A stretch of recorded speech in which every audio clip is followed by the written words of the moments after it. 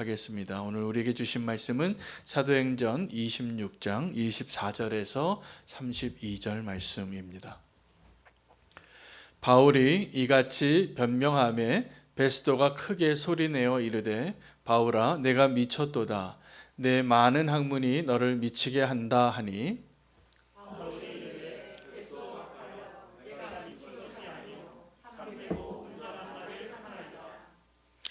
왕께서는 이 일을 아시기로 내가 왕께 담대히 말하노니 이 일에 하나라도 아시지 못함이 없는 줄 아나이다.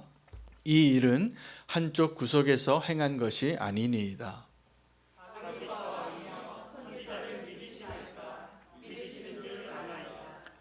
아그리빠가 바울에게 이르되 내가 적은 말로 나를 권하여 그리스도인이 되게 하려 하는도다.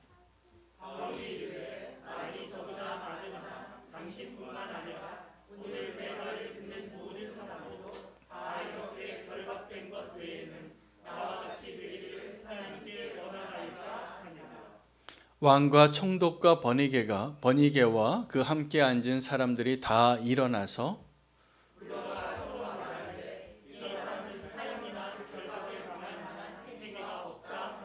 함께 읽겠습니다. 이에 아그리빠가 베스도에게 이르되 이 사람이 만일 가이사에게 상소하지 아니하였더라면 석방될 수 있을 뻔하였다 하니라. 아멘. 하나님의 말씀입니다. 오늘 사도행전의 이제 끝으로 향하고 있는 가운데 26장 오늘 본문을 통해서 재판장에 있는 사람들의 대화인데 오늘 대화는 고소하는 자와 변호하는 자의 변론이 아니라 재판장과 또 고소를 당한 그 피고인과의 대화가 되겠습니다. 그 대화의 내용을 이렇게 들여다보면 그 바울의 모든 변론을 다 듣고 나서 그 베스도가 바울에게 이렇게 이야기합니다. 바울아, 네가 미쳤구나. 네가 공부를 너무 많이 하더니 그 많은 학문이 너를 미치게 했다라고 이렇게 말합니다. 그리고 또 이제 아그리빠 왕에게는 이제 바울이 아그리빠 왕께서 이 십자가의 사건과 선지자의 말들을 다 아는 줄 내가 압니다. 왕께서 그것을 다 아는 걸 알고 있으니 이거 하나를 분명히 아셔야 하는데 당신이 알고 있는 이 예수 그리스도의 십자가의 사건이 이 세상의 한쪽 구석에서 이루어진 일이 아닙니다라고 말하고 있습니다. 그래서 오늘 이 대화는 어떤 사람들과의 대화이냐면 서로 제정신이 아니라고 말하는 사람과의 대화입니다. 또 하나는 서로 이 세상의 중심에 서 있다라고 생각하는 사람들과의 대화가 되겠습니다. 오늘 미친 사람 취급을 당하고 있는 이 바울이 저와 여러분에게 아그리빠에게 했던 그 동일한 질문을 우리에게 한다면 우리는 어떻게 대답해야 하는가? 오늘 이 예배 자리에서 분명하게 대답할 수 있고 우리의 삶의 방향과 이 세상의 중심이 어디인가를 분명하게 확인할 수 있는 저와 여러분 되시기를 축복합니다. 어떤 성도님이 너무 힘겨운 삶을 지내고 계신 그 자기의 삶을 간증하시다가 저에게 이제 신방 가서 그 이야기를 다 듣고 맨 마지막에 이렇게 얘기하시는 거예요. 목사님, 내가 정말 머리에 꽃 꽂을 뻔했어요. 이게 무슨 표현이냐면 미치겠다는 거죠. 이 상황이 내가 그렇게 힘들다고 그렇게 어려운 상황을 지나고 있다라는 것을 그 말 한마디에 다 표현이 되더라고요. 우리 너무나 힘들거나 정말 너무 감당할 수 없는 그런 상황에 있을 때 정말 미쳐버릴 것 같습니다. 피해버리고 싶고 이것을 잊어버리고 싶고 이것과 상관없이 살고 싶은 사람들이 그렇게 표현을 하죠. 난 정말 미칠 것 같다고. 그런데 오늘 바울이 지금 들었던 말 중에 하나가 바울아 내가 미쳤도다라고 하는 말을 베스도에게 듣게 되는데 이것은 모욕의 말이고 또 서로 대화할 수 없는 어떠한 큰 간극을 이야기하는 겁니다. 여러분 혹시 미친 사람하고 얘기해 보셨나요? 네, 미친 사람하고 얘기하려면 제정신으로 얘기하면 대화가 안 됩니다. 정신병동에서 근무하시는 분들이 미친 사람하고 이렇게 그분들을 돌봐야 되면 어떻게 해야 될까요? 네, 자기도 미친 사람 같이 얘기해 줘야 돼요. 소파에 앉아서 여기가 왕궁이라 그러면 각하 이렇게 얘기해 줘야 돼요. 각하 이제 들어가시죠. 이렇게 얘기해 줘야지 그분들이 움직일 거예요. 자기가 왕궁에 있다라고 말하는 사람 여기가 무슨 왕궁이냐고 여기 정신병원이라고 얘기하면 대화가 안 될 겁니다. 여러분 지금 이 대화가 마치 이 바울과 베스도와 아그리빠와 버니게와 그 법정에서 세상의 중심에 서 있는 그 사람들이 지금 죄수의 모습으로 고소당하여서 자기의 판결에 의해서 감옥에 들어갈 것인가 말 것인가, 사형을 받을 것인가 말 것인가를 결정할 수 있는 그 자리에 있는 사람과 이 피고인의 자리에 서 있는 이 바울과의 대화를 보면 서로 굉장히 큰 간극을 가지고 있는 것이 오늘 발견되어지는 것입니다. 미쳤다고 이야기하는데 바울은 도리어 이렇게 얘기합니다. 지금 당신들이 세상의 중심에 있는 것 같지만 진짜 세상의 중심이 어딘지 아시기 바랍니다. 이 십자가가 세워졌던, 그리고 예수께서 죽으시고 부활하셨던 그곳이 이 세상의 중심인 것입니다 라고 말하고 있는 것입니다. 이 바울이 자기에게 미친 사람이라고 모욕하는 이 간극이 너무나 많아서 도저히 대화가 되지 않는 그러한 이 베스도와 아그리빠와 버니게를 향하여 당신이 지금 이 십자가의 사건을 잘 이해하기를 바란다고 이야기하면서 바울이 이 특별히 아그리빠에게는 이렇게 이야기합니다. 아그리빠 왕이여, 나는 당신이 이 일에 대해서 잘 알고 있는 것을 제가 압니다. 그리고 당신이 선지자들의 그 말들을 다 알고 있다는 것을, 믿고 있다는 것을 내가 압니다. 물어요. 선지자의 말들을 믿으시냐고. 내가 믿는 줄 압니다. 대답도 하기 전에 미리 도망가지 못하게 하는 것이죠.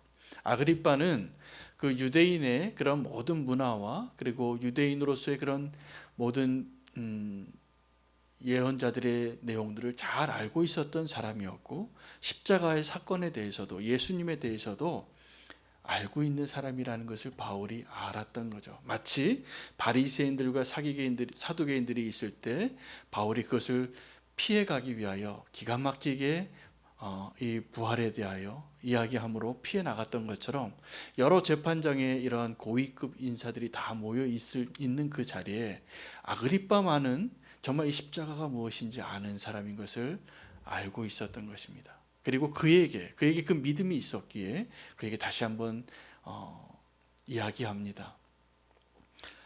아그리빠 왕이 알고 있는 이 예수 그리스도의 이 십자가의 사건이 한쪽 구석에서 일어난 일이 아닌 것을 아셔야 합니다. 지금 왕이 이 세상의 중심에 있는 것 같지만 진짜 중심은 그것이 아닙니다. 여러분, 신앙생활 너무 열심히 하시는 분들을 향하여 믿지 않는 가족들이 좀 예수에 미쳐도 좀 작작 미쳐라 이런 평가를 듣는 분이 우리 교회의 교인들 가운데도 많으세요. 너무 열심히 믿으니까 좀 적당히 믿으라고. 이렇게 좀 다 남들같이 놀러도 다니면서 예수 믿고 그래야지 이렇게 새벽 기도도 나오고 그러지 좀 말라고. 그렇게 하는 가족들이 지금도 많이 있어요. 왜냐하면 모르니까. 대화가 안 되는 거죠. 우리가 지금 생각하고 있는 세상의 중심과 그런 이야기를 하는 분들의 세상의 중심은 너무나 다르기 때문입니다. 여러분, 우리가 생각하는 세상의 중심은 헷갈리면 안 됩니다. 오늘 저는 이 바울이 피고인으로 이 재판에 정말 죄수의 모습으로 잡혀서 이 세상의 중심에 있는 왕 앞에 도리어 당신이 서 있는 그것이 이 세상의 중심이 아닙니다. 이 십자가가 있었던 그것이 결코 구석진 곳에서 변두리에서 변방에서 일어난 일이 아니라 이 사건이 어떠한 어마어마한 사건인 것을 당신이 알기를 원합니다. 여러분, 이 바울의 이 표현은 나중에 역사 속에서 그대로 성취됩니다. 그 예수 그리스도의 그 사건이 나중에 로마 제국에서 기독교가 공인되고 나서 이 역사를 다시 쓰게 되는데 예수 그리스도의 이 십자가의 사건을 중심으로 before와 AD로 나눠지는 거예요. BC와 AD로. 여러분 잘 아시는 것처럼 BC는 영어고 AD는 라틴어예요. Before Christ고 그 아노 도미니, 그래서 그리스도의 해가 시작되어진다, 이런 표현이에요. 그래서 이 역사의 중심에 이 사건이 있었다는 것을 인정하게 된 것이죠. 이 바울이 그냥 한 말이 아니에요. 그리고 나중에 역사가 그 예수 그리스도의 사건의 중심성에 대해서, 이 역사의 중심성에 대해서 이제 믿는 사람이나 믿지 않는 사람들이나 다 그 역사의 해를 그렇게 카운트하고 있는 거예요. 정말 그 일은 구석에서 일어난 일이 아니라 역사의 중심에서, 이 세상의 중심에서 이루어진 일인 것을 여러분 믿으시고 인정하십니까? 그런데요, 안타깝게 이 바울의 책망을 우리가 듣게 되는 거예요. 왜냐하면 우리가 아그리빠 같기 때문입니다. 우리가 예수님에 대해서 알고 그 십자가의 의미에 대해서 아는데, 그렇게 바울처럼 당당하게 내가 재판받는 피고의 입장에 있어도 내가 미친 사람이 아니고 이 세상의 중심이 무엇인가를 분명히 말할 수 있는 그 사람이 되어야 하는데, 우리는 아그리빠가 될 때가 많아요. 아그리빠가 되고 싶을 때가 더 많아요. 아그리빠는 지금 왕이에요. 이 유대 지역을 다스리는 유대인의 왕이에요. 그 사람이 자기는 세상의 중심이라고 생각하고 있는 것이죠. 여러분, 지금도 우리는 이 세상의 중심이 예수 그리스도의 십자가가 아니라 이 세상에 있는 성공하고 그 높은 자리에 있고 권력을 가지고 있고 가장 높은 자리에 있는 그 사람이 세상의 중심이라고 혹시 마음이 흔들리지는 않으십니까? 오늘 이 바울의 그 메시지 가운데 그가 너무나 담대하게 이 미친 사람이라고 평가받았던 이 바울의 책망이 우리의 시각과 우리의 자리와 또 우리의 사명을 새롭게 하는 것 같습니다. 오늘 그래서 그 얘기를 좀 하려고 합니다. 여러분, 이 세상을 바라보는 각 사람의 창이 있습니다. 이거 세계관이라고 합니다. 이 세계관에 따라서 우리의 신념과 믿음과 가치가 행동 양식이 결정되죠. 그래서 어떤 세계관을 가지고 이 창을 가지고 어떻게 보느냐에 따라서 이 세상을 우리가 이해하는 틀을 갖게 되는 것이고, 내 자신도 하나님도 또 다른 사람도 그렇게 새롭게 정립이 되는 것입니다. 여러분, 이 기독교적인 세계관을 갖는다는 것은 굉장히 오랜 시간이 걸립니다. 우리가 이전에 십자가의 중심성이 확실하지 않은 세계관을 가지고 살다가, 여태까지 살다가 복음을 듣게 되고 예수 그리스도를 믿게 될 때 우리 세계관까지 바뀌는 게 아니더라고요. 우리 행동 양식이 바뀌어요. 그냥 교회 오라니까 교회 와요. 그리고 이제 예수님 믿기 때문에 우리 가치관이 바뀌어지기도 해요. 그리고 우리 신념까지 바뀌어도 나중에 이 세계관까지 바뀌어지는 데는 우리의 근본적인 방향의 전환이에요.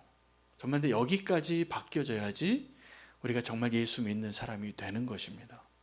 우리가 말씀을 듣고 오늘도 우리가 예수님 믿는다고 하지만 여전히 우리는 아그리빠와 같이 그것을 알고 믿음에도 불구하고 계속 그 가치관의 혼돈이 오고 우리 신념의 혼돈이 오기 때문에 고민이 되는 거예요. 그래서 우리가 번민해요. 그래서 우리가 실패도 하고 좌로나 우로나 흔들리기도 하는 것입니다. 우리의 이 세계관의 틀이 분명하면, 우리 사고의 틀이 분명해지면 진리가 흔들리지 않습니다. 여러분, 역사 속에서 1543년에 코페르니쿠스라는 천문학자가 천동설을 굳건하게 믿던 그 시대에 지동설을 발표를 했는데, 이 사람이 이 이야기를 하면 자기의 목숨이 위태롭고 자기가 파문을 당할까 봐, 특별히 이 사람은 폴란드의 신부님이었습니다.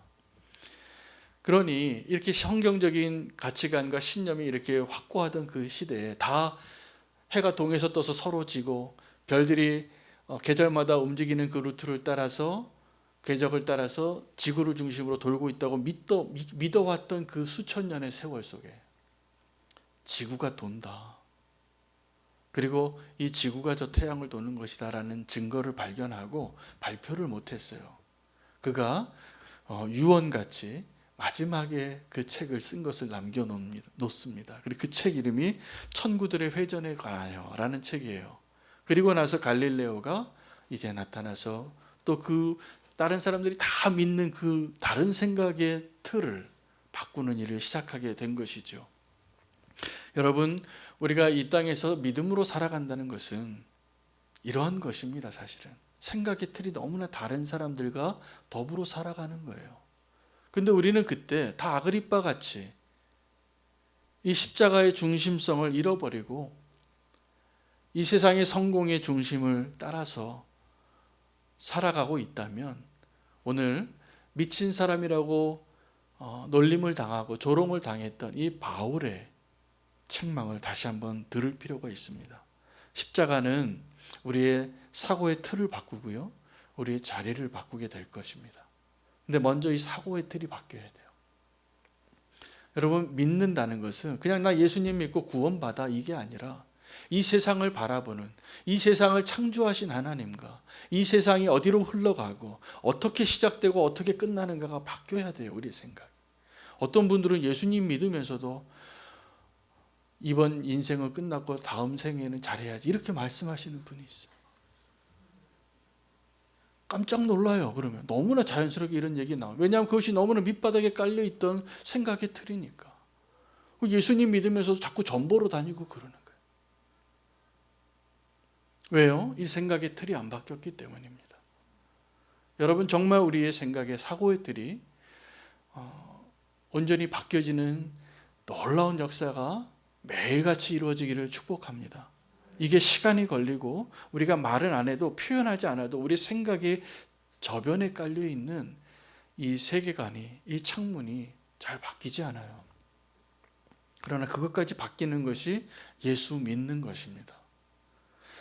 그것이 정말 온전해지면 이제 우리의 자리가 바뀝니다. 천국은 예수님께서 이 제자들에게 말씀하셨는데 제자들이 천국에서 누가 더 큰 자냐고 논쟁했어요. 그때 치맛바람을 일으킨 세베대의 아들의 어머니, 우리 두 아들을 주님의 오른쪽 왼쪽에 좀 앉혀달라고. 그런 열성과 믿음은 참 좋은데 오해하는 거죠. 천국은 그래서 어린아이와 같은 자가 들어가는 것이라고 이야기하고, 너희가 이 마시려는 이 잔을 이해할 수 있냐고. 먼저 된 자가 나중 된 자 되고 나중 된 자가 먼저 되는 자가 된다고 누누이 말씀하고 계십니다. 여러분, 우리가 교회의 사명 가운데 굉장히 중요한 성경적인 사명이 하나 있는데, 구약에서부터 모세의 율법에서부터 초대교회의 문화 속에서 성경적인 아주 중요한 가치가 있는데 나그네를 환대하는 겁니다.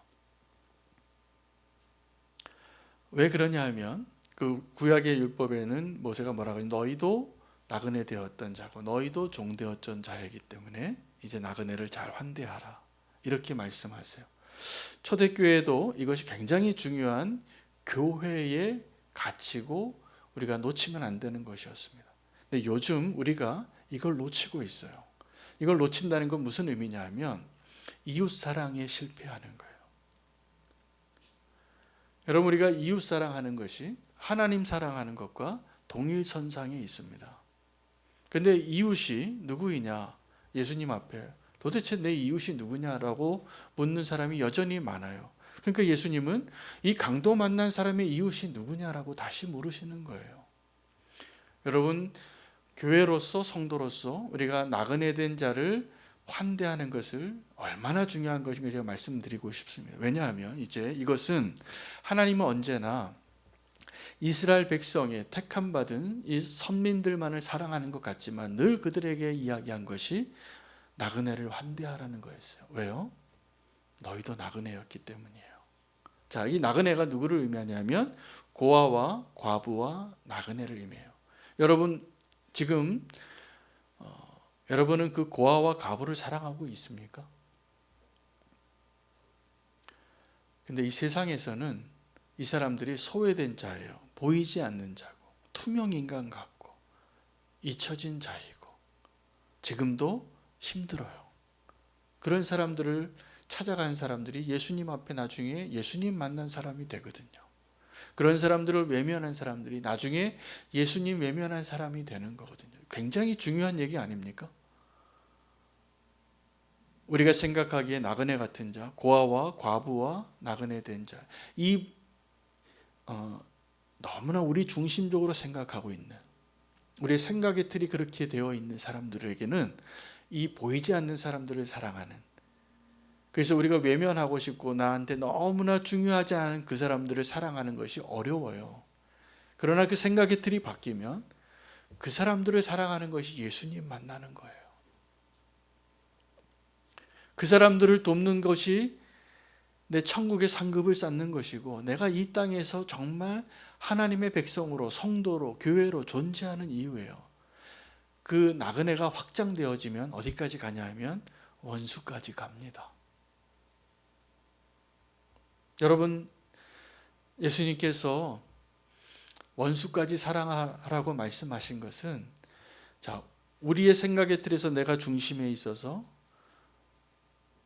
이 주변에 있는 사람들, 변두리에 있는 사람들, 가난하고 소외되고 잊혀지고 힘겹게 사는 사람들, 만약에 우리의 눈에 그 사람들이 보이지 않는다면, 우리가 정말 그 사람들을 향하여 환대의 마음을 가지고 사랑으로 이웃사랑하고 어려운 이웃을 돌보는 일을 하지 않는다면, 우리는 오늘 이 바울의 책망을 들어야 돼요. 어디가 중심인지 아냐고. 여러분, 우리가 정말 어디가 중심인지 알려면 그 변두리에 있고 정말 소외된 그 사람들이 사실은 하나님이 주목하고 계시는 분이에요.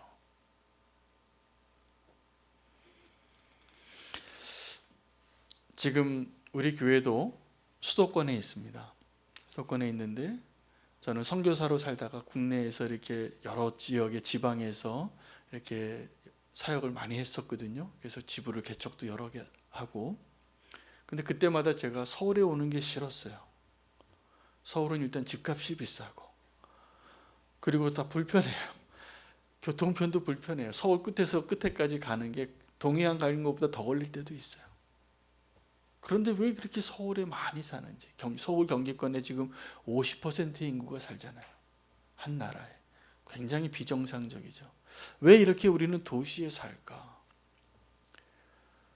도시에는 너무나 많은 사람들이 살고 있는 건데, 그 이유는 이 세상이 내 삶의 중심이라고 믿는 사람들이 모여 있는 것이 도시예요. 성경도 예언합니다. 바벨탑을 쌓았던 그 사람들을 하나님께서 무너뜨린 것처럼 마지막 때에 사람들이 집 위에 집을 짓고 빨리 왕래하는 그날이, 도시에 살고 있는 그날이 올 거라고 얘기하셨어요. 여러분, 지금 우리는 그러한 도시 속에 지금 우리 교회를 하나님이 부르셨는데, 그럼 우리가 다 이제 짐 싸고 다 시골로 이사 가자고 얘기하는 것이 아니라, 이 도시에는 이제 새롭게 이 도시가 미전도 종족이 되고 있어요. 복음을 듣지 못하고 우리가 돌봐야 할 나그네가 가장 많고 가장 가난하고 가장 어려운 환경 가운데 사는 사람들이 도시에 살아요. 이제는. 그래서 어쩌면 우리는 교회도, 우리 교회의 사명이, 저는 지금 계속 그 기도를 하고 있는데, 하나님이 점점 분명하게 보여주시고 계시는, 선명해지는 가운데 있어요. 이곳에 하나님 우리를 교회로 부르시고 교회가 되게 하신 이유가 있을 겁니다. 지금 우리 눈에 안 보일 뿐이에요. 굉장히 심각한 도전이에요. 지금 우리 눈에 그런 나그네가 보이지 않는다는 그 사실은 아주 심각한 영적인 위기예요. 우리가 그것을 발견하는 교회 되기를 축복합니다. 십자가가 그것을 보게 할 것입니다. 우리가 한 걸음 더 들여다보면 만나게 되고 보여지는 그 사람들이 있을 겁니다. 미전도 종족이라는 개념이 발견되어진 그 이유는, 이게 선교적인 지금 3세대 선교 운동의 전략인데, 도널드 맥가브란이라는 사람과 카메론 타운젠드라는 사람이 동시대 지구 반대편에서 이 이야기를 시작했습니다.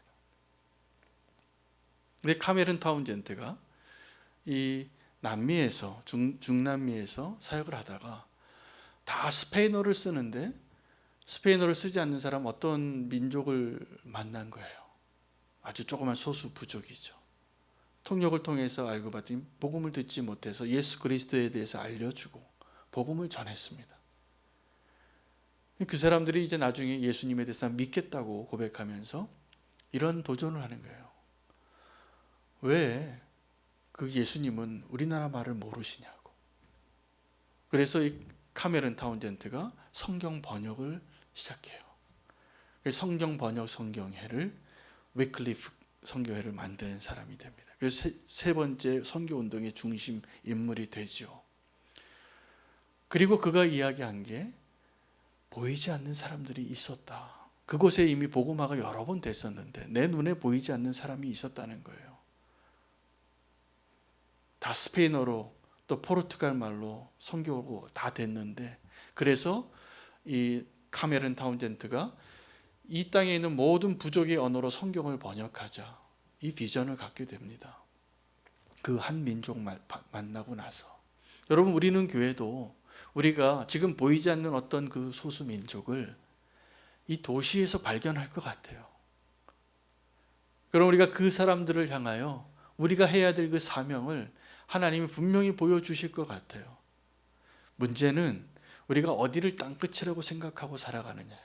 예수님께서는 우리에게 예루살렘과 온 유대와 사마리아와 땅끝까지 이르러 내 증인이 되리라 라고 말씀하셨는데 여러분 선교 역사를 조금 뒤져보시면 이 세계 복음화가 여러 번 완성이 됐어요. 그래서 이미 복음화가 다 이루어졌다고 교회 협의회가 다 이제 결론을 내렸는데 아직도 듣지 못한 사람을 또 발견하는 거예요. 여러분 우리도 지금 땅끝에서 복음을 듣지 못한 사람들이 있기 때문에 예수님께서 사도행전 1장 8장에 명령하신 그 명령을 순종해야 되는 아직도 그 사명이 우리에게 있는데 땅끝이 어디냐는 것이죠. 어쩌면 이제 땅끝은 비행기 타고 저 지구 반대편으로 가는 게 땅끝이 아니에요. 거기 가는 게 더 쉬워졌어요. 100년 전에는 거기까지 가는데 몇 년이 걸리고 거기까지 가는데 비용이 엄청나게 들었는데 이제는 그렇지 않아도 비행기 타고 너무나 쉽게 코로나 때문에 못 가지 다 갈 수 있잖아요. 지금 우리에게 보이지 않는 이 주변에 있는 땅끝에 있는 그 사람은 어쩌면 등잔 밑이 어두운 것처럼 지금 내 눈에 보이지 않는 이곳에 있을 수 있습니다.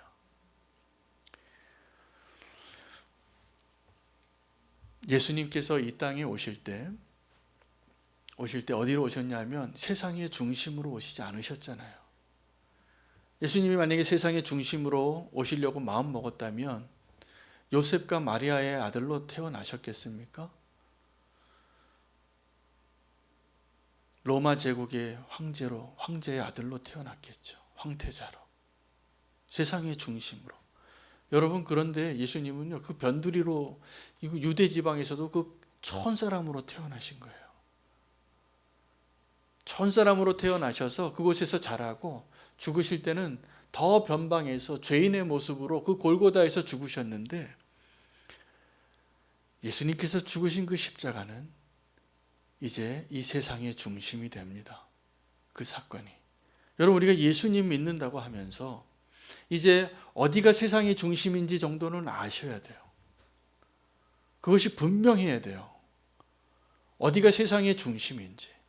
우리는 예수 믿는다고 하면서도 지금도 세상의 중심은 지금 가장 잘 나가는 대기업이고 가장 공부 잘하는 사람이 들어가는 그 명문 대학교고 제일 부자들이 사는 그 마을이고 이렇게 생각하시면 안 돼요. 바울은 지금 떳떳하게 왕이시여 지금 이 일이 구석에서 일어난 일이 아니라는 것을 아셔야 됩니다. 여기가 세상의 중심이에요 라고 말하고 있는 거예요.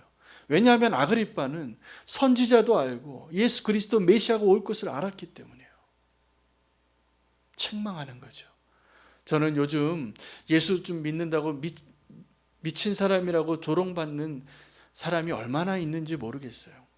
우리가 너무 세련되게 믿고 있어서. 세상 사람들이 보기에도 너무 나이스하고 하나님 보시기에 그 나이스한 그 모습으로 우리가 지금 예배하고 있잖아요. 그런데요, 우리가 정말 이 세상의 중심이 어디인지 아는 사람은 바울과 같이 보여야 정상인 것일 거예요. 이 세상 사람들이 보기에는 바울아, 너 공부 그렇게 많이 했는데, 너 그렇게 잘 살았는데, 그렇게 성공한 사람이었는데 지금 뭐 하는 짓이냐고. 너 공부 너무 많이 해서 미친 거 아니냐고. 바울이 이렇게 얘기한다. 미친 사람이 아니라 내가 제정신으로 얘기하는데 당신이 세상의 중심이 아닙니다, 왕이요. 라고 말하는 거잖아요. 내가 믿는 그 예수 그리스도가 세상의 중심이라고 담대히 말하는 사람이잖아요. 여러분, 우리가 정말 예수 그리스도의 십자가와 그 복음의 중심이 분명하다면 이 세상에 우리가 자존심 굽힐 일이 있을까요? 저는 이제 제가 원래 좀 자존심이 센 사람이었어요. 예수님 믿기 전에도. 그런데 이제는 예수님 믿는 사람의 자존심을 지키고 싶은 열망이 커져요. 이전에는 그 세상의 자존심 누가 건들면 나도 기분 굉장히 나빠했는데, 이제는 예수 그리스도의 그 복음의 능력을 폄하하고 복음을 부끄럽게 여기게 하고 그것의 가치를 이해하지 못해서 우리에게 그것을 요구하는 사람이 있으면 제가 속에서 움틀거려요. 여러분, 우리에게 그러한 열망이 있기를 원합니다. 바울이 심지어는 뭐라고 얘기하냐면, 아그리빠 왕이 더 먼저 얘기했죠. 바울아, 너 지금 적은 몇 마디 말로 나를 지금 그리스도인이 되게 하려고, 나 지금 전도하냐고. 바울이 십자가의 중심으로 사는 사람이기 때문에 그렇게 얘기했겠죠. 이렇게 대답을 합니다. 왕이여, 내가 지금 사슬에 매여 있는 이거 결박되어져 있는 것을 빼놓고는 모든 것이 당신이 나처럼 되기를 원합니다. 재밌죠? 이 바울을 향하여 이제 이 얘기까지 듣고 바울을 보내고 베스도와 아그리빠와 버니게가 모여서, 그리고 높은 사람들이 다 모여서 뒷방에서 얘기를 해요. 이 사람이 가이사에게 상소만 하지 않았어도 오늘 여기서 석방될 수 있었을 텐데. 그리고 그를 불쌍하게 여겨요. 이러면서. 그런데 바울이 그 아그리빠 왕을 불쌍히 여기는 거예요. 아그리빠 왕이요, 내가 지금 죄수로 결박되어져 있는 죄수의 옷을 입고 있는 거 빼놓고는 다 나 같은 사람이 나같이 되기를 원합니다. 당신뿐만이 아니라 이 자리에 있는 모든 사람이 다 나같이 되기를 원합니다. 여러분, 한번 생각해 보십시오. 내 자녀가 나보다 믿음 좋기를 원하십니까? 저희 아버님이 장로님인데요, 제가 외아들이었습니다. 제가 그 기대를 많이 받고 부모님의 기대처럼 성공의 가도를 다 가야 되는데 그거를 포기하고 선교지 간다 그러니까 너무 마음 아파하시더라고요.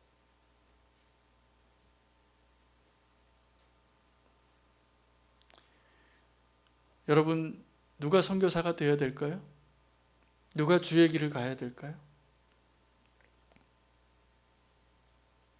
우리의 마음 가운데 말로는 우리가 주님을 사랑한다 그러면서 내 아들 장가 보내고 시집 보낼 때는 돈 많은 집 원할 때가 있어요. 좋은 집안에 좀 취직하고. 이게 우리를 부끄럽게 하는 거예요. 어디가 중심인지 우리가 흔들리고 있는 거니까. 여러분, 그럴 때 우리가 자존심 상하는 거예요, 사실은. 내가 예수 믿는데, 내가 목사인데, 장로인데, 권사인데, 그렇게 믿음 좋은 척 하던데 정말로 내 사랑하는 자녀가 누구랑 결혼하면 좋을까? 그때 내 중심이 어디 있는지가 드러나는 거예요. 여러분, 정말 우리가 예수 믿는다고 하면서 이 세상이 중심이라고 생각하고 신앙생활 아무리 그럴듯하게 해도 가짜예요. 그가 이렇게 나같이 되기를 원한다고 이야기한 이유는, 이 바울은 나중에 빌립보 교회와 또 다른 서신서에도 다 나를 본받으라라고 말합니다. 감히 너희가 다 나처럼 되기를 원한다. 근데 그때 그 바울이 나처럼이라고 말한 것은 감옥에 있는 노 사도예요. 너희는 나를 본받으래요. 좀 잘 살면서 그런 얘기하면 좋겠는데 그렇게 생고생하고 그렇게 고난을 당하고 그렇게 힘겹게 살면서 너희가 나를 좀 본받으라. 여러분, 이런 고백을 할 수 있는 이유는 바울이 자기가 본받는 사람이 있었기 때문이에요. 여러분, 제자 삼는 것은 제자만 할 수 있습니다. 근데 제자가 아니면서 제자 삼으려고 하는 분들이 많아요. 프로그램은 그렇게 할 수 있어요. 교재 가지고 1시간씩 일주일에 한 번씩 만나서 할 수는 있는데 이게 제자 아니에요. 내가 정말 제자로 주님을 따라가는 삶을 살고 있을 때 제자를 삼는 거예요. 여러분, 자녀를 교육할 때요, 아무리 가회 많이 시키고 아무리 잔소리해도 자녀들이 정말 보는 것은 우리 부모의 진짜 삶의 모습이고 진짜 믿음의 모습이에요. 우리 자녀들이 기가 막히게 알아요. 내 믿음을. 내가 진짜인지 가짜인지 정말 알아요. 그것에 실패하면 우리가 흔들리는 거예요. 오늘 바울이 우리를 책망하더라고요. 아그리빠 왕도 책망하는데 우리가 뭐 그렇게 세상의 중심에 있다고.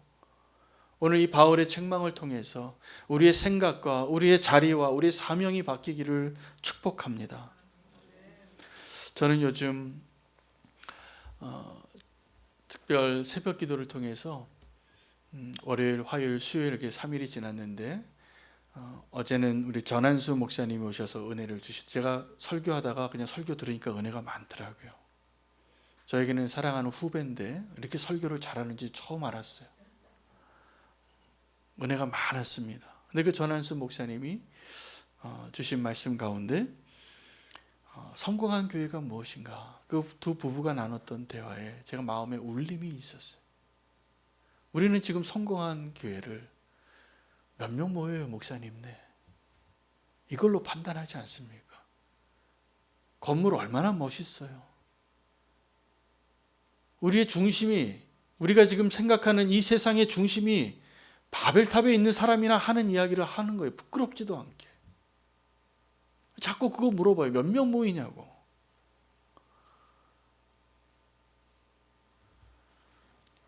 제가 오늘은 우리 황인주 목사님, 오늘도 은혜 많이 받으셨죠? 네, 제가 은혜 많이 받았습니다. 그래서 저도 황인주 목사님 설교도 오늘 처음 제대로 다 들었는데 이렇게 또 설교 이전에 전도사일 때랑 너무나 다르더라고요. 같이 식사를 하면서 이 목사님의 기도 제목을 좀 들었어요.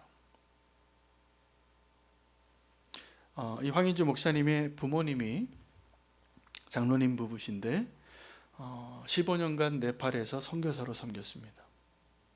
평신도 선교사로. 너무 훌륭한 분이세요. 근데 돌아오셨어요.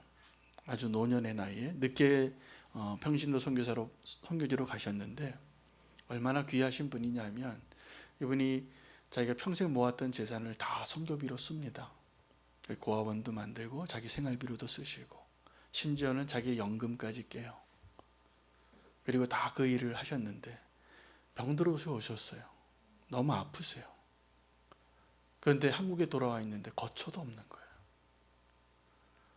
그런데 이 목사님이 아들이 둘이 있는데 둘 다 목사예요. 그런데 이 병드신 부모님을 도울 수 있는 여력이 안 되는 거예요. 개척교회 목사니까. 그러면서 저에게 이 목사님이 오늘 그렇게 은혜를 주셨던 목사님이 하나님 정말 살아계신 거 맞냐고.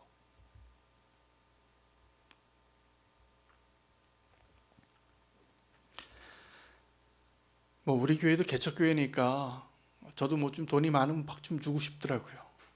그런데 제가 그분이 부러웠어요. 우리가 보기에는 지금 하나님을 위해서 모든 거 다 드리고 너무나 지금 비참한 노년을 맞이하시는 것 같지만 세상의 중심에 계신 분이거든요. 적어도 우리는 그렇게 믿어줘야 되잖아요.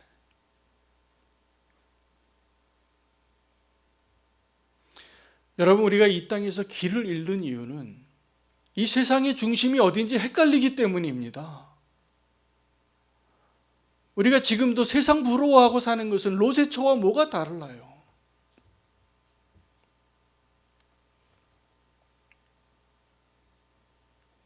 저는 우리 교회 성도님들이 이 땅에서도 잘 먹고 잘 사시고 병들지 않으시고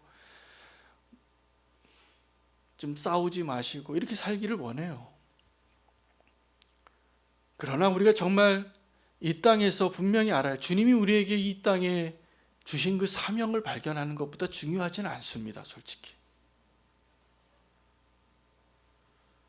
이 세상의 중심이 십자가가 아니라 아그리빠 왕에 있다면 바울이 이 말을 할 수 있었겠어요?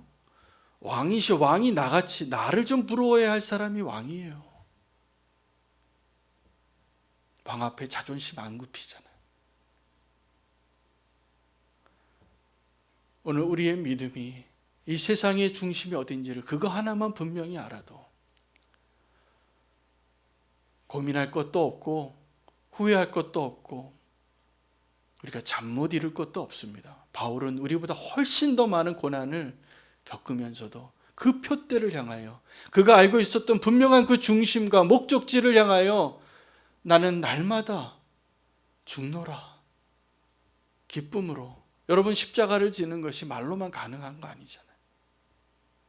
여러분, 우리가 정말 잘 믿는 성도, 이 땅에서 길 잃지 않고 어디가 중심인지를 분명히 이야기할 수 있는 그 믿음의 사람으로 사시기를 축복합니다. 세상 사람들이 보기에는 미친 사람 같고 불쌍해 보이고 왜 저렇게 살아? 저렇게 사느니 내가 예수 안 믿겠다고 말하는 친척과 부모가 있을지라도 우리가 분명히 말할 수 있어야 되잖아요. 세상의 중심이 어딘지. 그거 다 알잖아요. 그럼 우리는 그 길을 걸어가야지 맞습니다. 그것을 부끄러워하지 아니하고 우리가 교회 안에서 뭐 자랑해야 되겠어요? 저는 우리는 교회에서 그런 일 절대로 안 일어났으면 좋겠습니다. 세상의 것으로 자랑하거나 그것으로 높아지는 것처럼 불쌍한 인간이 어디 있겠어요? 성도 가운데. 우리가 자랑해야 한다면 십자가의 중심을 가지고 자랑해야 합니다. 제가 오늘 좀 마음이 굉장히 울컥하더라고요. 오늘 본문을 묵상하는데 우리가 그 예수 그리스도께서 우리에게 보여주신 그 십자가의 중심으로 우리가 더 나아갈 수 있기를 원합니다. 이 세상이 중심이라고 믿지 마십시오. 오늘 주님께서 바울을 통하여 우리에게 주시는 이 세상의 중심, 예수 그리스도의 십자가입니다. 우리가 그곳을 향하여 길 잃지 않고 온전히 나아갈 수 있는 저와 여러분 되시기를 축복합니다. 우리 함께 기도하겠습니다. 기도하실 때 오늘 본문을 기억하시면서 오늘 주님 주신 음성을 들으시고 함께 기도하겠습니다. 오늘 이 세상이 나를 누구라고 말하는지 다시 한번 주님 앞에 나의 모습을 되돌아보고 세상이 나를 미친 사람이라고 책망하지 못하는 것이 도리어 부끄러운 것임을 알고 예수님을 온전히 믿는 것이 무엇인지 다시 한번 회복시켜 달라고, 이 세상이 알지 못하는 주님을 온전히 붙잡고 나아가는 자가 되게 해달라고, 주님을 온전히 신뢰하며 주님만을 의지하며 나아가는 바울이 되게 해달라고 주의 이름 부르고 기도하겠습니다.